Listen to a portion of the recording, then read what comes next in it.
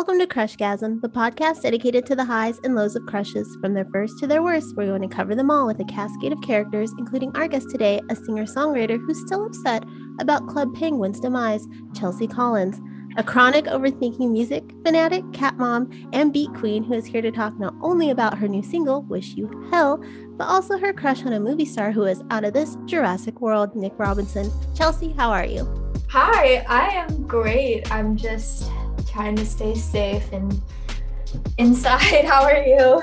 I'm good. Doing the same. I recently moved to the East Coast, so it's very easy to stay inside because it is freezing. Oh, where'd you move? I'm from California, and I lived there my whole life, and this is my first move ever out of the state. Oh, cool. I literally in the same way. I grew up here and I'm contemplating going to New York. So I'm sounds fun. I just interviewed a publicist who is a California girl as well, and she relocated to New York several years ago, and she loves it. She misses driving, but that's okay because New York, you don't need to. Yeah, I love that city. It's just fascinating and electric, I feel like. It's amazing because LA, it has its good points, but New York, I mean, they don't lie when they say it's the city that never sleeps. You can be out at 11, midnight, and it's still middle of the day. People are walking around having lunch or having food. It's crazy. I love it. I feel you just feel like you're in a movie every time you're there. Yeah, last time we got to go was a few years ago, and me and my guy were walking around. It was 11 or something at night. And we there was this art installation, I guess you would call it, in this room, just they had these glass windows, and inside there was nobody in there. It was just those those wiggly jiggly things outside of car dealerships. Yeah. It was just a handful of those in this room, and it looked like a rave, but there was nobody in there. So I'm like, what is it? It's my favorite memory of New York, except on the top of the food. Oh yeah, the food. I feel yeah, everything out in LA is so healthy. Every time I go there, it just feels there's more heart in the food. They have a cookie dough place called Dough, and it is amazing. I think I've heard of that. Is that one of the places a lot of people go and they do the tourist photos? They do. It's a really Instagrammable place, but people should definitely just go to eat. I was there 3 days and I ate it twice. Oh my God. Is it or donut? No, it's cookie dough. It's edible cookie dough, but they serve it kind of Cold Stone style. So it's just got these mix-ins, different. It's amazing. They give you scoops. You can have it in a shake. It's the best thing. I'm on their website. Yeah, I recommend it to everyone. I had a friend move there. She lived there a couple months, and I was like, first things first, hit up Dough. It looks really good. I want to go there for sure. So good. So let's get to this crush of yours. He is a cutie. I like him too. So when I first approached you about this and you sent back your answers, you said you didn't have a lot of feelings for a long time. And I thought, okay, is this girl someone who maybe doesn't crush a lot, or she crushes too hard so she never wants to dive too deep? Which is it? No, I'm still trying to figure it out. I think it's the type of thing where I don't like anybody for years at a time, but then when I do like somebody, it's painful. So I guess it's kind of both. I don't really get feelings for people that much, but if I do, I'm insane and it's not good for me. I understand that. Is that how it was with Nick Robinson, or is this kind of a casual, he's a cute celebrity? Yeah, I think he's just cute. He's this type of guy when you're in high school almost that you can never have, and that's why you like them. Did you said the crush started when you saw Jurassic World? Did you see that when it came out, or was it a few years later? What was that about? I feel I saw it maybe a year or two after it came out, but I don't know, he's just cute. He is. He's very, like you said, that boy in high school that maybe everyone likes, that not everyone's gonna get. And then in the new show The Maid or whatever he was in, it was almost there's definitely something wrong with my brain when you're kind of rooting for him, and you're just wait, but the character he plays is horrible. So maybe it's just something to do with me and my brain, but I don't know. He's really cute, and if I was in The Maid, I would go back to him because I make really great life choices. We'll get to that. Yeah, There are some years between you and me. And back in my day, I say that like I grew up in the 60s. I grew up in the I come of age in like the 90s, the early aughts. But back then, we didn't really have the internet. So when we liked a celebrity, it was kind of like we had to rely on teen magazines for information, or we had to wait for them to like magically appear on MTV. But when you saw Nick Robinson, like, did you go on an internet spree? Were you like, what's his name? What's his birthday? What's his favorite color? Oh my, yeah, because I feel like he was like one of those celebrities. When I saw him, I was like, ooh, who's this? He's cute. He like, and this is the thing that's cool about a lot of actors is they stay like kind of mysterious to where they don't really have that much social media, and if they do, it's not really like revolving around their life, which I think sometimes actors and actresses do to like maintain their characters. So when you see like their page, they're not like so famous that you can't watch a movie of theirs, because there are certain celebrities I'm like, oh my god, like you're just so famous that when I see you act, I just see you like as yourself. But yeah, I would say I tried my best to do or I feel like every girl does the deep dive stalk, but there wasn't that much. Funny you should say that. I was watching, have you ever watched the Vice documentary? Or maybe it's just not Vice, but it's on Hulu called like The Bad Side of the 90s or something like that. No, that sounds interesting. Yeah, I was watching it last night and they did it on the Viper Room. And they were talking about how back then, celebrities started to go out more. It wasn't like old Hollywood where they kind of kept them sheltered. They didn't really have personal lives, plus paparazzi wasn't a big thing. So, but this photographer said, it was a pre-internet age, so celebrities didn't want that fame. They wanted the anonymity. I think that kind of goes what you were saying with Nick Robinson, because he doesn't really share that much on social media, like, a Kim Kardashian or something like that. Right. No, I know. I feel like I wish that it was still that way. Now I feel like it's like everybody's just posting all the time, and it makes you like, I know sometimes when I'm like really enjoying a moment, my brain is like, should I like film this or take a photo? But I'm like, I just want to enjoy the moment and not like have to post about it. That's interesting too, because you're of this age where they were also saying in that documentary, like the 90s youth culture was kind of the first time in a long time since the 60s we saw like the youth kind of rebel in a way. And I think 2020s and everything, that's what the youth will do now. And I'm interested to see what this generation does, especially with the influence of COVID and the Trump era, how we change from here. So I'm excited for your generation to do some things. Yeah, I mean, I feel like there's just like, we still haven't completely seen the after effects of social media yet. So I feel like because of, like just the past 2-3 years everyone's had being kind of rough, it's gonna like, I feel like now the younger generation is pretty aware of like a lot that our parents weren't. And so I feel like they have the power to change a lot, which will be cool because they all, I don't know, it just seems like everyone's more accepting, and like the way that people post, it's like online, even if you're like, you always have a place online of people who understand you versus like before the internet existed. Sometimes you could have like bad feelings or something and you wouldn't know if you were crazy or if anyone else felt that way. Sure, that's like you have you can find like a more of a tribe online nowadays. True that. Yeah, I feel like I have like friends all over the world that I've just like never met, and we've just been online friends for years. Same. I actually have a tattoo. A girl drew me that lived in somewhere else in the world. Whoa, really? Like maybe over a decade ago. I got it. I've never met her. I lost touch with her, but yeah, I have her art on my body. That's super. What is it? I have this like little toy robot I got when I was a freshman in high school. It was like McDonald's did this line of Happy Meal toys, and I just bought it. It was outside of the Happy Meal, and it cost $182. So I was like, oh, his name's Blink. And I just had him forever. I would go everywhere with this little robot. So it's just a little sketch of him. Oh, that's cute. It's weird. He doesn't really travel as much. He sits on a bookshelf now. He's kind of retired. So being that you and Nick Robinson aren't that too far apart in age, did you think to yourself, maybe this crush could be something more, or did you not like go that far? I think of it this way.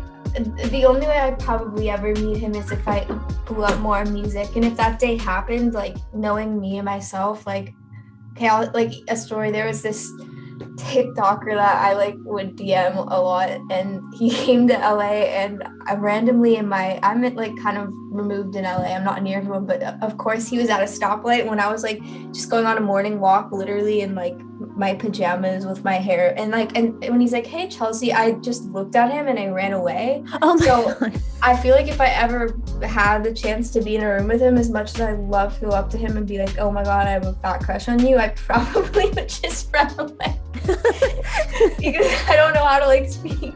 Like I've never known how to like express my emotions. I feel like that's why I turned to songwriting, because it's like the only place I can. Maybe you could just like sing him a song. Like if you came to a show, you could be like, all right, let's do this one's for you, Nick. Oh my God, I'm just such a terrified person. I don't know if that would... It's something like a movie moment. You'd have to be in New York, feeling that movie life. Yeah, honestly, I probably have to have a lot of alcohol in my system. And then if I did, that would also have a chance of me sabotaging it, because that's also not a good idea. So I think either way, I'd love for it to happen, but it just can't, because I'll make a million excuses before it ever can. You'd run away. You'd have really good cardio. Yeah. So what was it? What was it about Nick in Jurassic World that made him stand out for you? Because some may say Chris Pratt was the eye candy of that movie. Not me, but some. I don't know. Maybe it's just like our age is like this around the same. So I feel like I don't know how old he was in that movie, but I feel like I think I watched it when I was like 19 or 20, so I feel like I'd have a crush on someone my age more than someone who's not.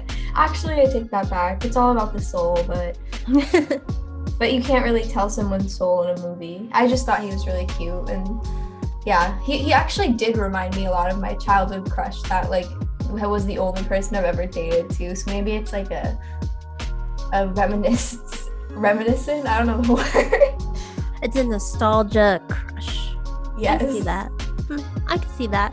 But I think we always fall back to those like first crushes, first love type things when we see celebrities or characters or something like that. Yeah, and they have the like similar qualities. And he said, now Nick was in Jurassic World, but he didn't make it into the sequel. So did you even bother watching those? No. Same. I didn't even know there were sequels. Am I okay? There was one where I think they went back to the island, and I believe they're working on another one. Oh, there was done. One. Now, of course, you're not just a fan of Nick's cuteness in Jurassic World. You mentioned Maid, and he's been in a teacher. And you said like him playing this deadbeat dad in Maid didn't impact your crush at all. It actually made it stronger. Yeah, I don't know. Maybe it's just my own daddy issue. It could be. A lot of people mention that here. Or I did see. Yeah, I mean, I did see on TikTok there was, I wasn't the only one who felt that way, so it did make me feel a little better about. But I just think sometimes with somebody who's, like young and struggling, and you just want to root for them to get better, and hopefully they do. And that's like that. I think that was my logic behind it. I talked to a tattoo artist. Her crush, she was a Caravaggio, a Renaissance artist, and he was kind of a bad boy. There was murder involved in his history, all this stuff. And she's like, liking those bad boys in the back of your head, you're like, maybe I can fix them. I can be the one. Because you think like if they have like enough love or they're talked to the right way, like you can get through to them. But most people who are that way they can't even get through to themselves. But you never know. Maybe him in that Maid show. You could have been the Maybe. one. Did you ever go back and watch Nick in Melissa and Joey, or even check out Love, Simon? I saw some episodes of Melissa and Joey, but I feel like it was so like one of those shows that I would just like fall asleep to. But I saw a lot of advertisements for Love, Simon. I'd never seen the movie though. It's really good. It's cute. I went and saw it in theaters. It's fine. What do you rate it? Like 1 to 10, I'd give it a 6. Okay, good to know. Kind of like if you got nothing to do and it's on Netflix or something, give it a try on a Saturday afternoon.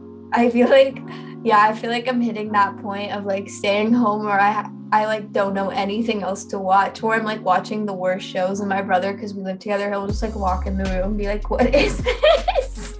You can't help it. There's like different holes you go into. We all have to have those like trash TVs that we. I've been like, this is so embarrassing, but I've been so invested just like over the past month in like the Real Housewives. Okay, I tried.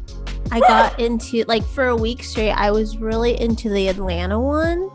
Okay. And then I don't know, I think something started. So I was like, all right, well, now I don't have to watch this anymore. But I can see how you get invested in that. Like it's hard to believe that people actually act that way, that like it's just really entertaining. Because I was under the impression like that when you grow up, you like outgrow high school, but it just feels like you're back into like high school anyway. As Incubus says in a song, high school never stops. Yeah, it doesn't, especially out here. Yeah. What I loved about that show though was like they had the most ridiculous sort of business ventures. That was just like, I'm gonna start a jewelry line, and you're like, why? Girl, why? Oh my god, I know it. They're just like so random. They're like, it must be nice to be able to just wake up and be like, hey, I'm gonna open a store on like Rodeo Drive. Like the one, like I think her name's like Kim something on the Atlanta one, was like, I'm gonna be a singer, and it wasn't good, but she had the money, and she never showed like who was giving her the money, like her husband or boyfriend or whatever. I was like, what is this? Like, it was wild. And so I might jump back into it, at night, but it's a lot. If you need to turn your brain off, I would highly suggest it. Yeah, I am like the only really reality shows I love, like I genuinely love, is RuPaul's Drag Race, because I think there's actual talent that comes with it. This is so weird, but there was I've never completely gotten into that show, but me and my brother when we were kids made like a fake Lady Gaga song, and it kind of went viral, and I think like somebody, maybe not on that show, but in a different performance, like did a performance to it. Oh, really? Yeah, I don't know, the internet's so weird. I miss the days of just being like a homeschooled troll and like not being a serious musician. Well, speaking of the internet, I did some snooping on your Instagram, and I have to ask how Nick compares to your zaddy, Elon Musk, who you have quite a few pictures with on your Instagram. But for everyone listening, it's just a cardboard cutout. She's not like really hanging with Grimes' baby daddy. Yeah, I'm not. We stand Grimes too. I think like I love Elon because his mentality is just so like, I don't know, it's not normal in a good way. Like it inspires you to just like follow your dreams and just go after things and not really have a limit, and just like know that. I feel like he made me realize that like, yeah, if you think differently and you think like you should just always be able to be yourself and push yourself. Or it's just like, even just the thought of like him starting a company and then reinvesting all that money back into himself and starting another one. Like I just think that's cool how he tries to like change the world in innovative ways, which is why I have a crush on him too. But he's one is more of like a heartthrob crush, and one is more of like a intellect, like I wish I could be like you crush. Understandable. I think we all have those types of crushes as well, where we're like, I like the idea of you, maybe not your physicality, but I don't even know if it's that. I just wish like I had his brain, he has such a cool brain.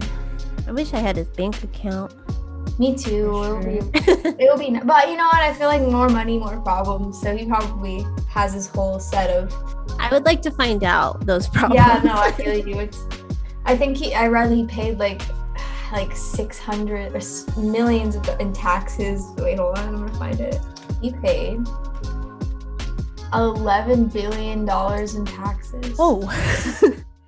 Jesus. Wow. Well, I mean, you gotta trade the good with the bad, pay those taxes, but still have all the money you left to go to space or whatever he's doing. But anyway, so how does he compare to Nick? Like, if they're both in front of you, would you run away from both? I think I wouldn't run away from Elon because I'd want to pick his brain about the world. But like, yeah, I would definitely run away from Nick because he just like scares me in the way that like if I don't know, in the past seen a cute guy, I'm like terrified of them because I'm like, why would they ever like me? Like I'm weird and awkward. Well, But no, I'd want to actually do like shrooms with Elon Musk. I feel like that would be really fun. that'd be wild. Yeah, I feel like the way that his brain would work on it though, it would just be fascinating. That ayahuasca or whatever that is. Oh my god, yeah. You know, it was so bizarre. I actually I don't know how I ended up here, but I went to this like weird executive dinner one time, and like all these executives were just talking about how they like do ayahuasca and they like talk to their mother shaman or something. And I don't know.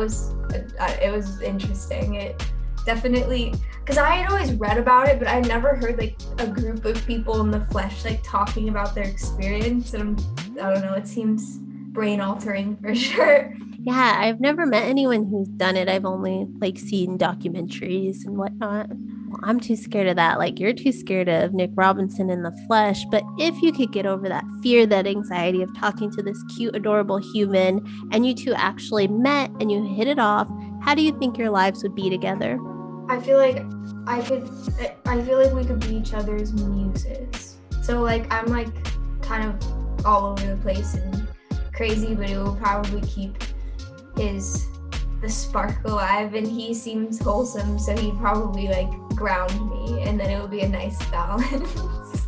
You'd be the yin to his yang and vice versa.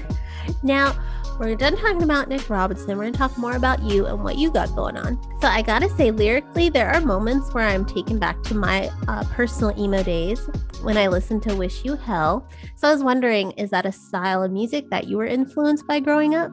Yeah, honestly, I think like when I had initially first gotten signed about like 2.5 years ago, my whole project was kind of more like pop rock leaning, but then I just ended up over the course of 2 years only kind of releasing more of my like tamed down songs. But I felt like in the new year it was important for me to just be honest and release the style of music that I actually want to be releasing. So yes, I did grow up with that music and I loved it a lot, hence the outcome of the song probably.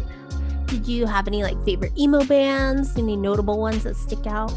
You know what, I wouldn't even say that I was like, I really loved like, I don't know if they really consider them emo, I kind of consider them just more like alternative, but I really loved No Doubt and Gwen, and like, I don't know, they were always really cool. They always had like, not really so, I also love Gwen's solo music, but No Doubt just like, they had something, like their music was kind of rock, but it almost had like the Weezer undertone, and like, I don't know, I really fucked with them growing up. Obviously like Paramore, Avril Lavigne, there's so many, I can't think, but those are probably the main ones.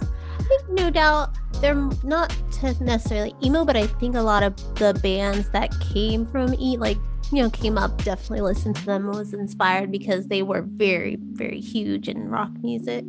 Right. And Paramore, oh, love. I did want to ask about the emo thing because you said that before Wish You Hell came to be, you were kind of experiencing a lot of angst, the most you'd felt since high school. Was it triggered by like COVID? Was there something else going on? Because I get that way too. I get like, oh my God, am I 16 again? Jesus.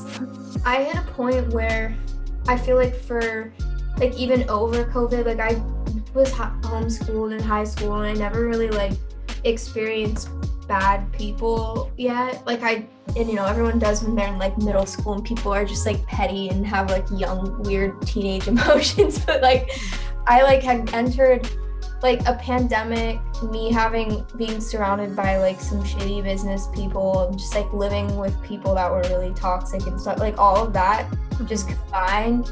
And I'm not someone who's confrontational either. It just kind of like built this angst in me, or just like getting my heart broken. It all kind of happened in a very short time period at once that like I feel like even right now, like I'm just hitting that breaking point. So I think like I wanted to write, because I usually feel like I write sad songs or I'll always blame myself for things going wrong, but I wanted to write something that to a specific person who just hurt me, and just instead of being sad about it, kind of giving them a middle finger and letting go of that anger, because I feel like once you put it into a song, it's like off your chest and you don't have to feel it as much. Do you feel like when live shows come back, every time you sing this song, it's gonna be like a little bit more of a relief to let that go. Yeah, I think like anything that's like a feeling like that in comparison to the state of when you made it, like that's just it's like a light, like it seems like a type of feeling where you would like cry, but not in a bad way, almost in like a good way once you finish performing it. Oh. So as for the video for this song, it gives me like very American Horror Story vibes. What was the inspiration behind it? I don't really know. I think like something I want to do when live shows are coming back is like have my whole band wear like weird animal masks, because like I'm really obsessed with animals, and I have been my whole life. Like besides music, I always was like, I feel like there's always a girl in your class that's just like the animal girl, and that was like me. But I also just am kind of a troll, and I wanted to do something like I saw it in my head. I was like, I want to sacrifice the bad vibes of 2021. So what? I said that's great, do it. Yeah, and so then I just had a bunch of weird people in animal masks sacrifice my bad vibes for me in a visual, and just I wanted to do something weird and fun, and like I think like I'm really terrified of horror movies, but I also really love them, that wanted to do something that kind of was in alignment with that. That's what was that movie? Where they came to the door in the masks. The Purge? Yeah, that one, like that. Yeah. That first one was really good, and then it went on too much for me. Yeah, there was a few where I'm just like, this is just like gruesome, and you know what? I feel like the most recent Halloween Kills was like that too. Like there was never really any plot, and then like somebody would just like violently die, and you're just like, all right. That like the latest, that like Jamie Lee Curtis one, the Michael Myers one. Yeah, that like one. So it was boring. It was, and like it just was like boring and violent, and like I feel like it just it didn't do it for me. So I do have to mention, you got to work with Swa Lee, and if I mispronounced that, I am so sorry. Who everyone knows from the Spider-Verse soundtrack, because that song was freaking everywhere. With that being said, and we talked about your movie crush, I want to know if you could go back and put Wish You Hell in a movie, what movie would it be and why? Maybe like Carrie. I feel like I can't completely remember the premise of the film, but I feel like it'd be cool if it played in that one scene where they like dumped did they dump like pig blood on her? Yeah. Mm-hmm. Yeah. I don't really, but I feel like during that scene it would have like fit. Or The Purge, maybe. These are all really morbid movies, but I feel like that's where it fits. Definitely. A or horror movie. So, like we were talking about, you're a California native like myself, and you went from San Francisco to LA. How has it been living in a city that's usually so known for its like live music scene during like the chaos that has been the last couple of years? Honestly, well, I'm moving, so if that's any it's not. I just think I don't think LA is for me. I think like even before the scene crashed, it's not my place. But I do think that LA, it's like a big part of its culture is the live music. So taking that away from people being able to connect has, I feel like, made people not as nice. Yeah, and it's like there was nothing to do, but the rent prices were still insane. Like, hello. I know, it's crazy. I actually like, that's why I'm thinking about moving, is because I just was like looking at a bunch of other places I like more, and I never thought that they would be affordable, but then I was like, wait, they definitely are if I'm paying this much to live here. So might as well just go somewhere random while the world is still in limbo. Yeah, I think the time is now to try something new. Because, I mean, I think we were taught it's like there's no time like the present, because it could get crazy. Because it keeps getting crazier. It's really, I feel like right when we think everything's about to be like normal, it gets like worse. I know, you're like, all right, okay, the numbers are going down. I'm gonna see like my friend, and then it's like burr, burr, burr, like purge like noise comes on. You're like, ah, yeah, never mind. So Wish You Hell is out January 21st, and so can you tell people where they can check out the new single and find you online? Yeah, all of my handles are Chelsea Collins. stream my music. I think on Instagram I have an extra S at the end, but that's where you can find the new song. I also have the pre-save link and everything in my bio, so check me out. Well, we will be checking you out. And Chelsea, I just want to thank you so much for taking the time to talk to me about your movie crush today, the cutie Nick Robinson. And everyone, you can find all of Chelsea's information below in the description. And until next time, keep crushing it.